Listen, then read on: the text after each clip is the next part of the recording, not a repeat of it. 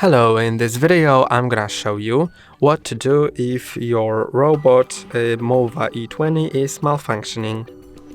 If it's malfunctioning, turn it off and on and it should start working.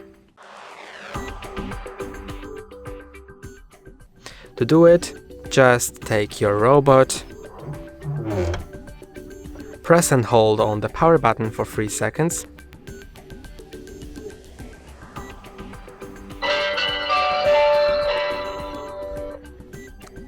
Then, after the music plays and you release the button, press and hold on it again for 3 seconds.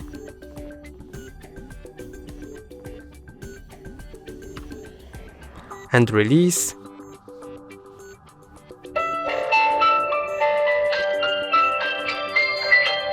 And then it plays the music and the robot is on, and it should work correctly now. That's all for today. Don't forget to like and subscribe. See you next time.